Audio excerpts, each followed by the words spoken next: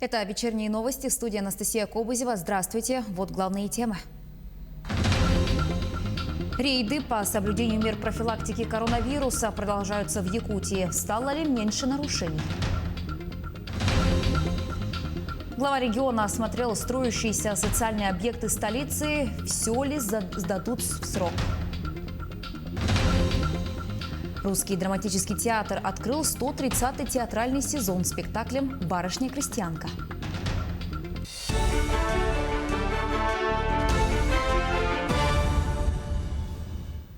Начнем выпуск с данных оперативного штаба Якутии по борьбе с коронавирусом. 67 новых случаев COVID-19 зарегистрировали в регионе. В Якутске 32 заболевших, в Мирнинском районе 9, в Среднеколымском 6, в Мамгинском 5, в Хангаласском и Нюрбинском районах по 4 заболевших, в Ленском, Нюрнгринском и Усть-Алданском по 2. Один случай в Алекминском районе. Все ближайшие контакты инфицированных выявлены и изолированы. В Среднеколымском Улусе отработано 6 новых случаев. Необходимо обратить внимание, что в основном это контакты тех лиц, которые давали нам первоначальное заболевание на территории Среднеколымского района. Есть определенного рода распространение вируса и в самом районе на часть поселений. Оперативный штаб района совместно с республиканским оперативным штабом и с дополнительной медицинской бригадой, работающей в Среднеколымском районе, держит ситуацию по полном контроле. Также Ольга Балабкина заявила, что вакцину от коронавируса начнут поставлять в Якутию на этой неделе. Первыми будут прививать сотрудников учреждений здравоохранения и социальной сферы. Вакцина поступает в порядке непосредственно отработки маршрутизации последующей вакцинации сотрудников учреждений здравоохранения, сотрудников учреждения социальной сферы. Им только что поступила информация о том, что к нам поступило для подписания соглашения с Министерством здравоохранения Российской Федерации о поступлении к нам вакцины в последующем. И мы сейчас как раз готовимся к тому, чтобы ее до вечера подписать, это соглашение, и, соответственно, начать последующую реализацию этого соглашения. Рейды по соблюдению мер профилактики коронавирусной инфекции продолжаются в Якутии. Региональное министерство предпринимательства ежедневно проверяет предприятия торговли и общественного питания. Как отмечают специалисты ведомства, количество нарушений в последнее время заметно сократилось. Предприниматели уже привыкли к жесткому соблюдению санитарных норм. Ульяна Шагина отправилась в один из таких рейдов. Рейд проходит по 2 адресам. Первый из них – столичный ресторан «Панда и журавль». Управляющий заведением «Надежда» показывает съемочной группе шкаф, набитый средствами защиты. Влажные салфетки, перчатки, маски, шапки. Для общепита все это уже давно стало нормой. Главное – уберечь здоровье посетителей. Уже как нормы. Это уже заложено в чек-листах у наших сотрудников. То есть и уже на автомате все происходит у нас. Здесь сразу при входе попросили надеть маски, измерили температуру тела, обработали руки антисептиком. Довольные сами посетители. Говорят, все санитарные предписания здесь выполняются. Уютно, как положено. Температуру проверяют, но это, считаю, нормально. Официанту, доверие есть, они одевают. Когда кушаешь, не требуется же маски. Рассадка посетителей, как и положено, через раз. Наполняемость должна быть всего 50%. Расстояние между столами 2 метра. Каждое действие давно доведено до автоматизма. Все записывается в журнал учета. За месяц работы уже скопилось несколько стопок с отчетом. Также у нас есть бактерицидные лампы, которые дезинфицируют нашу площадь. Также идет обработка влажная с средствами каждые 2 часа.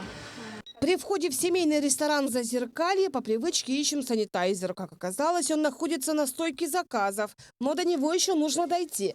Нас уверяют, контроль здесь двойной, так как основные посетители – дети. Масочный режим строгий и обработка помещения каждый час. У нас еще до введения пандемии оно соблюдалось, так как у нас ресторан все-таки семейный, очень много детей. Поэтому всегда делали обработки каждый час. С апреля месяца проведено уже более 4000 подобных рейдов по всей республике. Только в Якутске выписано 53 административных штрафа, еще столько же дел направлено в суд. Штрафы для ИП идут, получается, с 30 до 50 тысяч, для Юридических лиц ООО там уже идет от 100 до 300 тысяч. Если будет повторное нарушение, будут выявляться, то там уже штрафы укрупнее и могут и закрыть на 3 месяца. Это уже все идет по решению суда. По итогам этого рейда никаких штрафов не выписано. Основные требования в обоих ресторанах выполняются. Ульяна Шагина, Семен Семенов, Якутск. Новые школы, сады и общественные пространства. Сегодня глава Якутии Айсен Николаев осмотрел строящиеся социальные объекты столицы. Все ли возведут в намеченные сроки? Сюжет Дмитрия Тымырова. Современный микрорайон Праймытый сегодня активно застраивается в столице региона. Именно на нем сегодня власти Якутии заострили свое внимание. Строительство объектов образования здесь только в приоритете. Так глава Якутии начал свой объезд с нового детского сада Праймытыйчик, который готов уже принять детей. Сегодня здесь остались лишь работы по передаче объектов в собственность муниципалитета. Даны поручения в адрес Министерства образования республики, городской администрации в ближайшее время уже все-таки завершить оформление документов, заключить договор с тем, чтобы уже в ближайший месяц детский сад принял уже детей, мог начать работать, потому что востребованность детского сада в этом микрорайоне очень большая. Действительно, сегодня только в этом микрорайоне столицы уже проживает более 8 тысяч якутян, и это число с каждым годом только растет. Также в целях разгрузки очередей в учреждении образования в этом же районе строится современная школа на 990 мест. Строительство объекта было начато в этом году, основная часть работ запланирована на следующий. Это возведение коробки и подключение к системе отопления.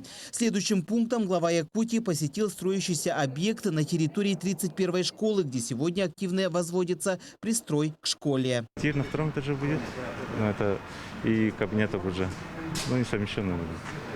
Спортзал 19/24 и 21 учебный класс, кабинет технологии, библиотека и лаборатория, кабинет физики, химии и биологии. Объект строители планируют сдать уже 25 декабря. Отставаний в графике работ нет. Далее Айсен Николаев посетил места, где в будущем будет реализован проект историко-архитектурного центра «Старый город-2». Нам чудом удалось сохранить вот этот треугольник. И сейчас важно очень механизмы проработать, как обеспечить, например, вот здесь же не только объекты культурного наследия, есть объекты, которые не представляют ценности, и там живут люди. Как раз они и задаются вопросом. И здесь должен быть механизм выкупа этих объектов. Но на самом деле это очень ценные территории. Здесь можно развивать бизнес, здесь можно развивать очень интересную точку роста туризма нашего исторического города. Здесь глава Якутии встретился с жильцами этого района, ответил на их пожелания и просьбы. Также дал ряд поручений руководителям курирующих министерств и ведомств. Надо что сделать? Определить, сколько домов нам все-таки надо здесь выкупать? Вот понятно, что такие дома надо... Это же все есть у вас, проект да, сейчас да, все да, полностью инвентаризированы, инвентаризация вся есть. Инвентаризацию уже смотрите, начать, знаешь, вот особенности вот такие дома, которые аварийные уже. Конечно же, надо решить проблемы простых людей, которые там сейчас оказались заложниками ситуации. Непонятной. Так. И здесь, на мой взгляд, в ближайшие месяцы уже надо принимать решения для того, чтобы люди понимали, в какие сроки и когда им будет предоставлено или новое жилье, или будет предоставлена компенсация за их неземельные участки. Последней точкой визита главы Якутии стал строящийся объект на 203-м микрорайоне. Это новая школа на 360 мест. По словам строителей, объект должны сдать до конца этого года. Закончим благоустройство, запустим тепло. В принципе, закончим отделку. А тепло когда планируете? К концу месяца запустить, да. Тепловой узел уже смонтирован. Радиаторы, первый этаж остался, поставим. Тепло запустим. Завершая объезд, Айсен Николаев еще раз напомнил, что у местных властей и у муниципалитета главная задача – это повышение уровня жизни людей. И это ни в коем случае нельзя забывать. В целом все объекты, которые сегодня были осмотрены, идут по графику и завершатся к намеченным срокам сдачи. Дмитрий Тымыров, Георгий Григорьев, Якутск. Лучшие практики некоммерческих организаций Якутии по поддержке семей с детьми представили сегодня регионам страны в режиме видеоконференции. В мероприятии приняли участие представители Хабаровского и Приморского краев, Москвы, Московской области, Иркутской и Амурской областей, Магадана, Республики Хакасия. Представители субъектов страны высоко оценили опыт Якутии в этом направлении. В свою очередь, председатель Общественной палаты России по демографии, защите семьи, детей и традиционных семейных ценностей Сергей Рыбальченко заявил, что подобный опыт работы необходимо распространять и поддерживать в каждом регионе. У нас в Республике Саха-Якутия ведущий фонд, который работает с детьми с ограниченными возможностями здоровья, с детьми-инвалидами, является благотворительный фонд «Харысхал Милосердие». И кроме того, есть общественные организации республики и города Якутска, которые занимаются этой проблематикой. Наша основная задача сегодня на мероприятии – рассмотреть те практики с участием семей и с детьми, такие как семейная реабилитация, это интеграция, социализация детей через привлечение их к дополнительному образованию, занятиям адаптивной физкультурой и спортом. Ну и самое главное, мы на этом мероприятии рассмотрели роль семьи в успешной социализации этих детей. Русский драматический театр имени Александра Пушкина открыл 130-й театральный сезон спектаклем «Барышня-крестьянка». Напомню, из-за пандемии коронавируса заполнять залы можно только наполовину.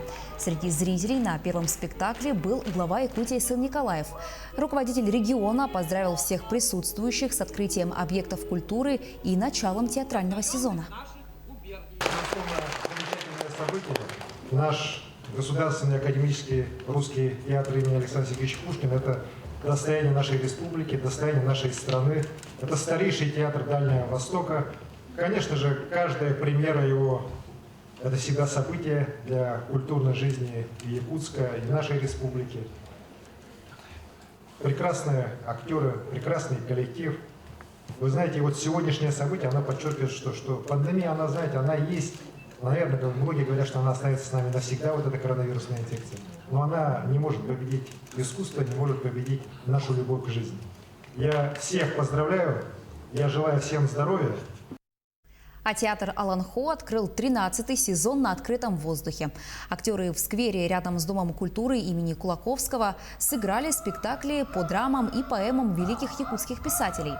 Основатель театра Андрей Борисов отметил, что начиная с этого сезона театр будет работать как репертуарный, и показ спектаклей будет проходить каждую неделю.